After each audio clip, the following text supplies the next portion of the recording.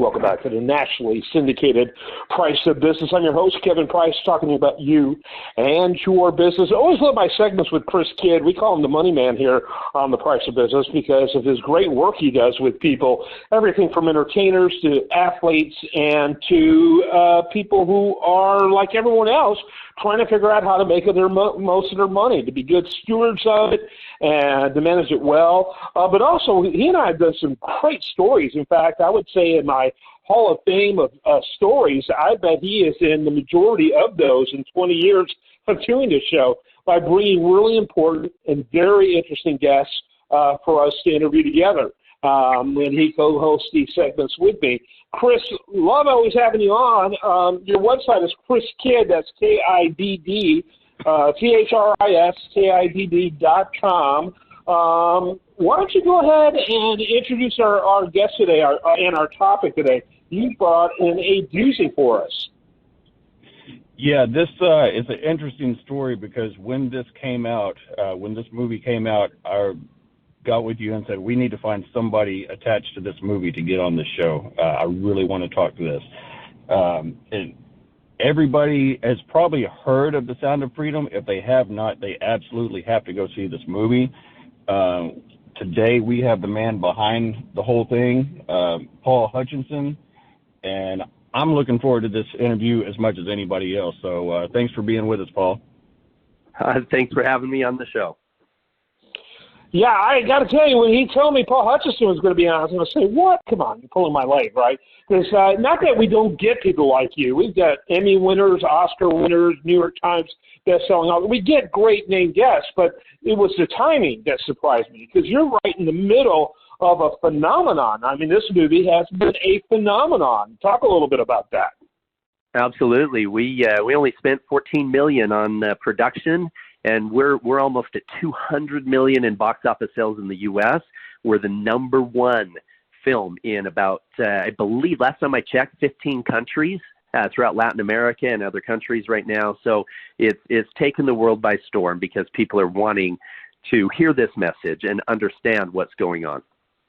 Yeah, absolutely. Go right ahead, Chris. Paul, how did this whole project get started? I know the problem's been around forever, but as far as like you getting brought into it and the whole group that you worked with and everything that y'all have done, and I know that it was like really all of this stuff was happening, over the last, 5 years ago, and then y'all are just able to release it now. Tell us a little bit about how all this got started. You bet. So almost 10 years ago, I was running a successful real estate investment fund, had a special set of skills that made me somewhat safe in a dangerous place. And I got invited to not only help to fund, but help to participate in an undercover rescue mission in Colombia. Ended up in the rescue of over 120 victims. Phenomenal story. We learned a lot about what was going on in trafficking, at least I did. There was a Homeland Security agent that was there that had been working in it for a while, and we decided that the only way to fix this problem is we needed to create a movement. We needed to let the world know what we had seen, not only on that mission, but since that time I have led or played a key part in over 70 undercover rescue missions, and we took a lot of that information from those missions, put them all together into the film. We finished the film more than 5 years ago, and it's taken a long time and a big uphill battle to finally bring this message to the world. Yeah, and not without a whole lot, not without controversy either. It's been interesting to observe personal attacks against you, ideological attacks about you, incrimination by association, and allowing, people who have been interested in, some of whom I question, but the reality, how can you question the work? That's the part that I'm befuddled by when I see particularly those on the hard left. Talk a little bit about, some of the, really, controversy. Yeah, the controversy and the flinging of, I think, accusations where, the old saying is if there's smoke, there's fire. It seems like there's a lot of effort to create smoke, but the fire never shows up. Yeah. So on that note, you'll notice that the guys that are that are trying to slam me and slam Tim and slam some of these others, those guys were code silent when the movie came out. They would not promote it. There was no way we could get any visibility on Main Street media and with these main news outlets at all. I mean, we were a phenomenon. We were breaking all of the records. We were doing better than Indiana Jones, who had spent $300 million, all of this stuff. But the only way this message got out was by good people on social media connecting with others and saying, hey, this is the best film I've ever seen. Well, here, now, months later, they're trying to dig up whatever they can to discredit us. Now, I will say this. The guys who go and rescue these kids are none of us are perfect. There's one perfect man on this planet, and he died 2,000 years ago, and that ain't me. And it ain't Tim and none of our other operators. Most of these guys are, tattoos and 3 earrings in their noses and that are doing undercover work with me and are on their third marriage. So if we sit back and take a moral judgment and say, oh, these guys this and that, then we're going down a dark road. And that goes for all of them. Now, I will say there was a Vice article that came out about me about a week and a half ago, and they're like, oh yeah, producer, because I'm the primary investor in Sound of Freedom. The producer himself actually plays me in the film, and since that time, I've led 70 undercover rescue missions with some very, very dangerous people in dangerous situations. You don't find children sitting in the lobby that are for sale, sitting in the lobby of the Ritz-Carlton. We're in very dangerous places in various dangerous situations. And so there's a bunch of crap coming out about me, about Tim, about others. I have a podcast that will go into detail of the Cabo San Lucas rescue mission that will be released today.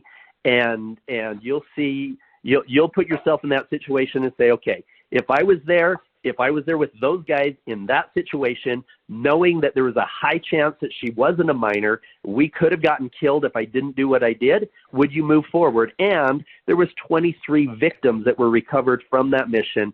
Thousands of children are back with their families because of those 70 missions that we ran. So anyway, I'm not afraid to take them all head on. I am a man of God. I'm a man of principle. I'm in a very happy marriage. And stand with the fact that I led those missions with integrity and honor every single time. Well, for me, because I hadn't read the Vice article, you just put a lot of pieces together, so I appreciate that. I encourage people to check out the podcast, to reach out, and even read the Vice article. And the fact that you are so eyes wide open and so open about it, I think is powerful. Chris, your next question. Well, before I get to the next question, two things real quick that come to mind is, one, obviously, when you're doing something like this, there's a lot of people that don't want stuff found out and that they may be attached to. I'll just say there's a lot of people in power who are contributing to some of this. I believe that they don't want anybody to know about it. And you see that all over the place, and the whole deal with Jeffrey Epstein and everything. What kind of... Actually, let's go to, there's a story you told, Paul, when you were here in Houston like a week or two ago about you were in a room. It makes my blood boil, and I don't know how you, I just don't understand how to handle this, but you were in a room with a guy that I think you said he brought out a little boy and some girl or something. There were some little kids, yep. little kids that had brought out. And tell a little bit about that story, because, oh man, as a parent, it's just. So if any of your audience has seen the movie Sound of Freedom, my character is the Latino Eduardo Verástegui. We didn't ever want. I thought that I would be undercover forever, and so we didn't name him Paul Hutchinson. We named him Pablo Delgado. But he plays me in that film, and my driver. The way that the Homeland Security agent convinced me to go undercover and help with these kids, the driver shows me a picture of this little 11-year-old child. In reality, I was already there. I was in Colombia face-to-face with these traffickers, and one of them leans forward and he said, Pablo, I have a gift for you. And he hands me his phone, and there's a picture of this child, 11-year-old girl. He said, this is Princess. She's still a virgin. And started talking about horrible things I could do to this little girl. Well, fast forward 2 weeks later, we're there at the sting operation. We had 70 federal agents that were undercover in different capacities. that we have 4 that are waiters and our cooks, etc. These guys brought 54 children there to the Cartagena mission, and one of the traffickers gets up and he said, Pablo, he said, I have to show you the gifts that I brought you. And the children were in this little palapa, this different place. We were negotiating with the traffickers out on this table. He goes inside where the children were, and minutes later you could hear 2 or 3 of them crying, scared to death. And they were so scared of coming out and meeting these men who were going to defile them, is what they thought. They were so scared. And I was so glad it was us there and not some monster. And they come out, and they had 4 virgins, 3 little girls, 1 little boy. This little boy was 11. They gave him cocaine that morning because he was so scared it was going to hurt. And what kind of effed up monster thinks that that's attractive? I mean, I'm sitting there on this chair, Chris, and this trafficker brings this girl. She's 11, the one that he showed me on the picture, and I'm sitting down. She's standing up, and our eye level is almost the same.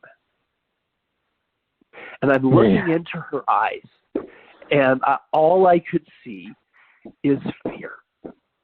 And I made a commitment right then to myself and to God and to that child that I would dedicate my life to eradicating that evil from the face of the earth. I sit there, and I took her little hands, and I asked her name. I said, "Come with me on this." And she said, she didn't answer. And I'm sure it's because her real name wasn't Princess. She was trying to figure out what the traffickers were wanting her to say. And I just said, "Está bien, it's okay." And I told the traffickers, I said, "Look, we're not time for the party yet. We got to still negotiate a little bit more, send these kids back inside." And the most beautiful moment of my life up to that point was after the agents came and stormed the party and arrested everybody, us included. The bad guys think that we were extradited to the U.S. to stand trial. And 30 Child Protective Services people came in with the children. And they started laughing, and they started singing with the children just to calm them down because they were so scared.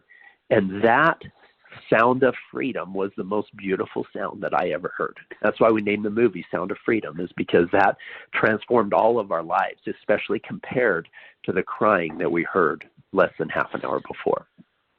Do you want to make sure we cover as much territory as we can? That is an incredibly powerful story, and I'm glad you shared that.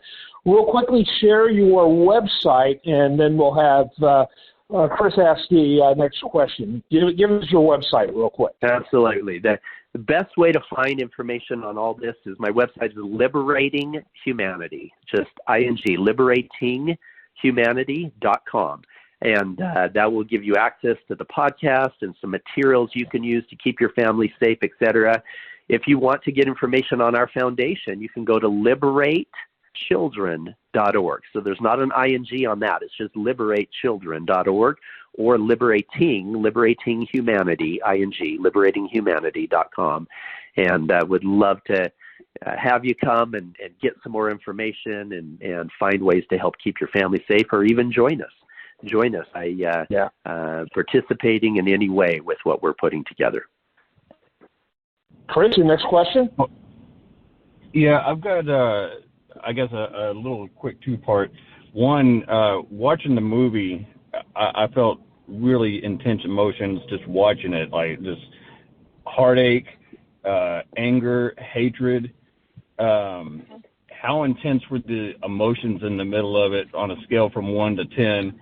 And then, is this something that can actually be stopped, or is it like fighting a forest fire with a water gun? That's a good question. First of all, being there firsthand, personally, with these kids is the most emotional thing that you can ever imagine. I can't even tell you the sadness that I felt when I looked into that child's eyes that first time. I can't tell you the joy that we felt with hearing their joyous, singing and stuff after the rescue. And that's happened every single time on every mission over the last 10 years. And the question about fighting this and winning, I made that commitment 10 years ago on that mission that I would dedicate my life to eradicating it. Last year, I looked at the numbers. I had just finished some other undercover rescue missions in Ecuador, and I looked at the numbers, and I realized there's more children being sold today than there were 10 years ago. And I said to myself, Paul, if your goal is to eradicate this, you're not doing a very good job, right? Because there's more today than ever. And I took a step back and I said, okay, the problem is this. Just going undercover and pulling these kids out of hell, yes, we're making a difference in their lives. However, if not enough is being done to fix the demand, another 20, 30, 50 children are being sucked back into the deepest recesses of hell and being exploited. So we needed to figure out how to fix the demand side. That's what Liberating Humanity is all about. Child Liberation Foundation is just about rescuing the kids and the rehabilitation of the kids, etc. Liberating Humanity is fixing that problem, fixing the demand. That I don't want to be fighting fires. I want to be preventing those fires. I want to make it so that that never happens. I don't ever want to have a child go through that kind of pain for years before finally somebody comes in and helps pull them out of hell. I want to take that pain away before it ever happens to them. And that only can happen by solving the demand side. Paul, thanks so much for reaching your beat the clock time. Not my favorite game show. Let's wrap it up, though, with, first of all, I know a lot of people who want to see it haven't got to the movie yet. Since COVID, don't even like going near movie theaters. Talk about what your thoughts are about it being released for streaming, and if so, when? And Absolutely. which network? It's going to be, we've had some, Angel Studios is the distribution partner that we as the producers went with, which is fantastic because it's almost a grassroots movement of good people that are promoting these things. And they're the ones that brought the TV series The Chosen. So if you've watched the TV series Chosen, then you know their platform. They're going to be taking it out onto other platforms besides their own. But we're hoping as soon as we're done with the theatrical distribution throughout the rest of the world, which will be within the next month, that you'll start seeing it on some of the streaming platforms. If not those, for sure it will be available on Angel Studios' private streaming platform. Yeah, sounds good. Chris, thoughts as we wrap it up? Yeah, Paul, I'd like to, I guess, kind of finish my part with a question that you addressed when you were here in Houston, because I was floored by the answer. About the hatred. Somebody had asked something about the hatred that you must have had being in front of some of these guys and seeing some of them, and like what the feeling was. And your response just really shocked me about how you felt about them and what you saw from their, what probably their background or their past was. Talk a little bit about that, real quick. So yeah, people ask me, Paul, how can you go face to face with somebody selling you an 8-year-old and not have them see the hatred in your eyes? And my answer is this: I don't hate them. I don't hate, and they say, well, they're selling you a child. Now, don't get me wrong.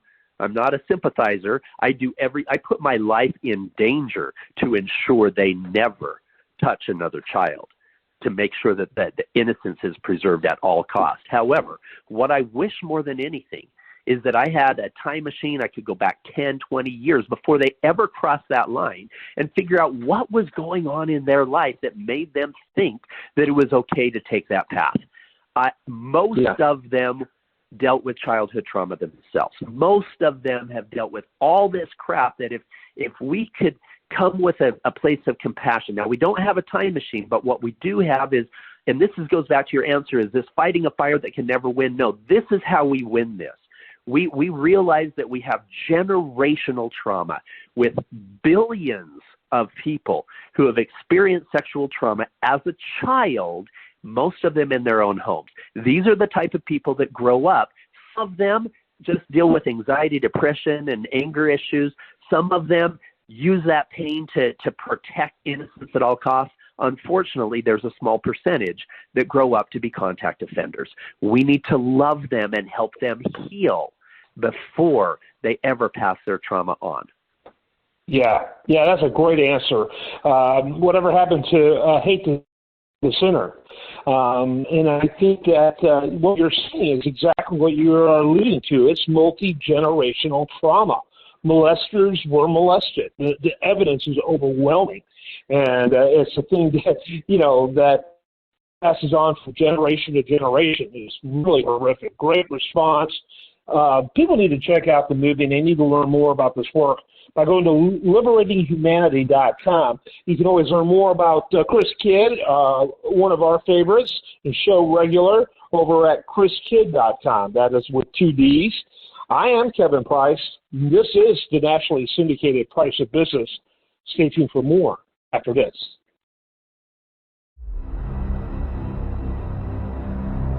How'd that make you feel? Giving a child his freedom. Felt good. You have been at this for 12 years. My country 'tis of thee. Why are you doing it?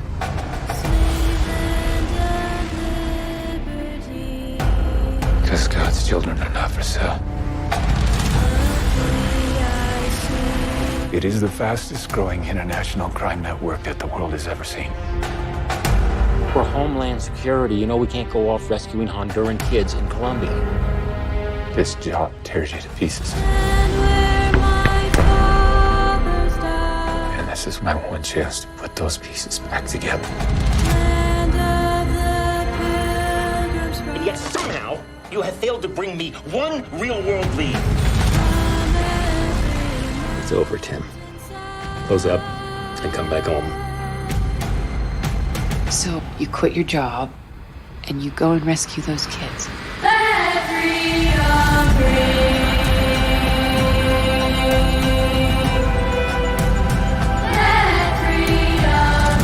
South of that river is all rebel territory.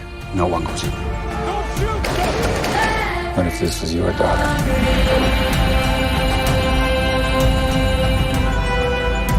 So, she's gone.